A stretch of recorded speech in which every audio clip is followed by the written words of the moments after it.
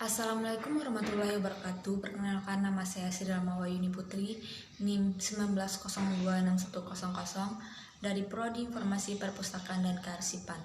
Kali ini saya diberi kesempatan sebagai moderator pada sesi ini. Sesi presentasi kali ini kita akan membahas tentang pencegahan kerusakan pada bahan pustaka. Baiklah, di sini kita akan membahas kerusakan pada bahan pustaka terbagi menjadi 4. Yang pertama yaitu kerusakan faktor fisik, contohnya seperti cahaya, suhu, dan kelembapan udara. Yang kedua, kerusakan karena pengaruh senyawa kimia. Dapat bersifat asam karena dipengaruhi oleh berbagai sumber. Yang pertama yaitu asam yang telah ada sejak kertas itu diproduksi. Yang kedua, asam kertas dihasilkan oleh reaksi fotokimia. Yang ketiga yaitu asam yang diserap oleh kertas dari lingkungan. Baiklah, saya akan melanjutkan materi selanjutnya, yaitu yang ketiga, kerusakan karena faktor biotis. Yang pertama, ada jamur. Jamur adalah tumbuhan yang tidak mempunyai klorofil. Mereka mengambil makanan dari makhluk hidup lain sebagai parasit dan dari bahan organik mati sebagai saprofit. Saprofit penyebab kerusakan yang hebat pada bahan yang mengandung selulosa seperti kertas. Fungi terdiri dari cabang-cabang halus yang disebut bipae. Fungi juga memproduksi beberapa macam asam organik seperti asam oksalat, fumue, dan sitrat yang menyebabkan asam pada kertas dan membuat kertas menjadi rapuh.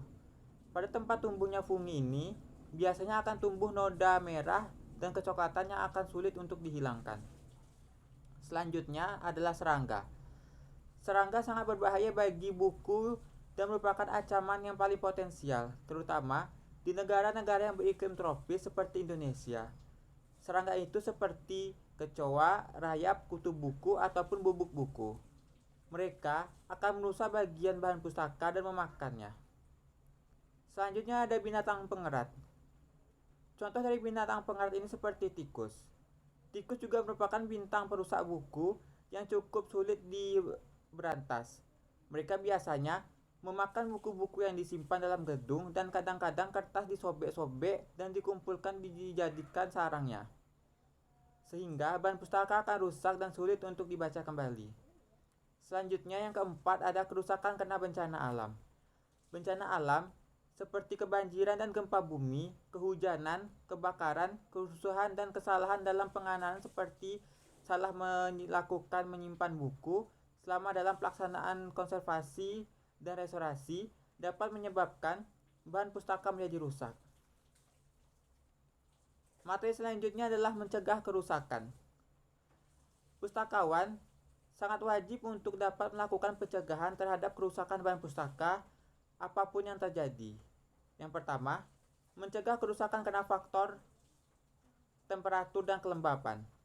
Mencegah kerusakan karena pengaruh temperatur dan kelembapan udara dapat dilihat dari bahan pustaka yaitu 20-24 derajat Celcius dan 45-60%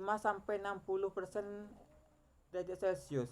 Satu-satunya cara untuk mendapatkan kondisi ini adalah dengan memasang AC 24 jam sehari selama 7 hari dalam seminggu. Selanjutnya, mencegah kerusakan karena pengaruh cahaya. Cahaya matahari yang masuk dalam ruangan secara langsung dapat membuat bahan pustaka menjadi rusak dan pudar.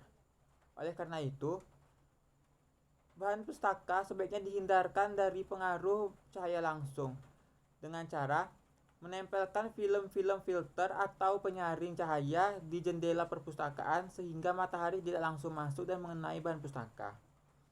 Selanjutnya, mencegah kerusakan karena pencemar dan dari udara. Bahan pencemaran udara seperti gas-gas pencemar, partikel debu, dan logam yang merusak kertas dapat dikurangi dengan langkah sebagai berikut, yaitu memasang AC karena di dalam AC selalu tertutup sehingga mengurangi debu dalam ruangan yang dipasangi alat pembersih eye cleaner dan menyimpan buku di dalam kotak pelindung. Selanjutnya ada mencegah kerusakan karena faktor biota. Tindakan preventif untuk mencegah tumbuh dan berkembangnya jamur ini dapat dilakukan dengan penyimpanan yang di tempat yang kering dan mengurangi kelembaban udara dan tetap melakukan fumigasi terhadap bahan pustaka. Selanjutnya, Ada mencegah kerusakan karena rak yang lemari yang sempit, yaitu dengan membuat rak yang sejajar lebih besar dari ukuran bahan pustaka dan minimal diberi jarak 4-5 cm di atas lantai. Selanjutnya adalah mencegah kerusakan karena bencana alam. Bahan pustaka yang kehujanan atau kebanjiran harus segera dikeringkan dalam ruangan hangat. Koleksi ini tidak boleh dijemur di panas matahari karena dapat merusak bahan pustaka. Tindakan preventif untuk mencegah kebakaran adalah kabel listrik harus diperiksa secara rutin, bahan yang mudah terbakar harus dijauhkan dari bahan pustaka, merokok dilarang keras di dalam ruangan perpustakaan, alarm dan alat pemadaman api harus ditempatkan di tempat yang mudah dijangkau. Selanjutnya, mencegah kerusakan karena binatang pengerat, yaitu kita harus tetap menjaga kebersihan perpustakaan dan melarang siapa saja membawa makanan ke dalam perpustakaan, karena sisa-sisa makanan yang tersisa dapat mengundang binatang pengerat datang sehingga bahan pustaka dapat rusak olehnya. Yang kedua, pencegahan kerusakan bahan pustaka karena faktor manusia. Manusia merupakan perusak bahan pustaka yang cukup besar. Pengaruh ini dapat bersifat tak langsung seperti pencemaran udara atau suatu kertas rendah yang dihasilkan oleh industri kertas, dan bersifat langsung seperti kebakaran, kecurian, atau kesalahan penanganan. Kerusakan lain bahan pustaka adalah rendahnya standar mutu penjilitan. Pelaksanaan fotokopi yang tidak benar juga dapat merusak bahan pustaka. Agar bahan pustaka bebas dari penyakit kimia, serangga, jamur, dan lainnya, bahan pustaka perlu diasapkan dengan bahan kimia tertentu yang disebut dengan fumigasi. Dalam mengadakan fumigasi, perpustakaan harus menghitungkan jumlah bahan yang akan difumigasi dan luas ruangan yang diperlukan. Dengan memperhatikan ruang yang ada, maka dipilih pula fumigasi yang akan dipergunakan, jenis-jenis fumigasi, jumlah yang diperlukan, dan lama fumigasi. Pustakawan juga harus memperhatikan bahaya dari pemakaian zat-zat kimia fumigasi. Tidak satupun bahan kimia dapat dipakai tanpa alat pengamanan. Tinta yang dipergunakan untuk menulis bahan pustaka sangat menentukan apakah bahan pustaka akan dihilangkan keasamannya secara basah atau secara kering. Kalau menggunakan cara basah, harus memperhatikan cara pengeringan bahan pustaka yang ternyata cukup sukar dan harus berhati-hati. Untuk memperpanjang umur dari bahan pustaka, harus melakukan pelapisan atau laminasi. Cara lain yang digunakan selain laminasi yaitu enkapsulasi. Enkapsulasi adalah salah satu cara melindungi kertas dari kerusakan fisik seperti rapuhnya karena umur bahan pustaka. Yang harus diperhatikan dalam enkapsulasi yaitu kertas harus kering, bersih, dan bebas asam. Pertama, fungsi perlindungan yaitu upaya melindungi bahan pustaka dari berbagai faktor yang mengakibatkan kerusakan. Selanjutnya, yang kedua, fungsi pengawetan yaitu upaya terhadap bahan pustaka agar tidak cepat rusak dan dapat dimanfaatkan lebih lama lagi. Yang ketiga, fungsi kesehatan yaitu menjaga kebersihan bahan pustaka tetap dalam kondisi bersih sehingga tidak ada pengap dan tidak mengganggu kesehatan pembaca maupun pustakawan. Yang keempat, fungsi pendidikan yaitu upaya memberikan pendidikan kepada pembaca bagaimana memanfaatkan bahan pustaka yang baik dan benar. Yang kelima, fungsi kesabaran yaitu pemeliharaan bahan pustaka membutuhkan kesabaran dan ketelitian. Yang keenam, fungsi sosial yaitu pemeliharaan bahan pustaka sangat membutuhkan interaksi dari orang lain.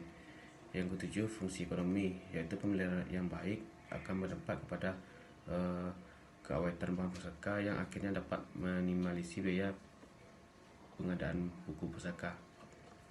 Selanjutnya, yang ke-8 adalah fungsi keindahan yaitu pemeliharaan yang baik bahan pustaka di perpustakaan akan tersusun rapi, indah, dan tidak berserakan. Selanjutnya itu ada beberapa cara perbaikan bahan pustaka. Yang pertama itu laminasi dan ekspulasi. Untuk unsur bahan pustaka perlu diadakan pelapisan atau laminasi, terutama bahan pustaka yang lapuk atau robek sehingga menjadi tampak kuat dan kembali, dan utuh kembali. Selanjutnya itu penjilitan, dan utuh kembali. Selanjutnya itu penjilitan, yaitu struktur buku terdiri atas segi foregrade ke atas ujungan badan buku, papan jilidan dan ikatan timbul, alur tulang, pipa kapital dan sebagainya. Agar struktur buku ini tidak lepas satu sama lain, maka perlu dilakukan penjilitan. Selanjutnya ada kesimpulan. Setiap pustakawan harus dapat mencegah terjadinya kerusakan bahan pustaka. Kerusakan itu dapat dicegah jika mengetahui faktor-faktor penyebabnya. Faktor-faktor penyebab kerusakan bahan pustaka bermacam-macam, bisa dari manusia, dari tikus, serangga, dan lain-lain. Penggunaan sistem pengumpaman peracunan buku, penggunaan larutan racun ke dalam lubang rayap, memberikan lapisan plastik pada lantai, dan menempatkan kapur barus pada rak buku. Mungkin itu dari saya. Banyak maaf. Wabillahi taufiq hidayah. Assalamualaikum warahmatullahi wabarakatuh. Sekian presentasi dari kelompok saya. Kalau ada kata-kata yang salah, mohon maaf. Wassalamualaikum warahmatullahi wabarakatuh.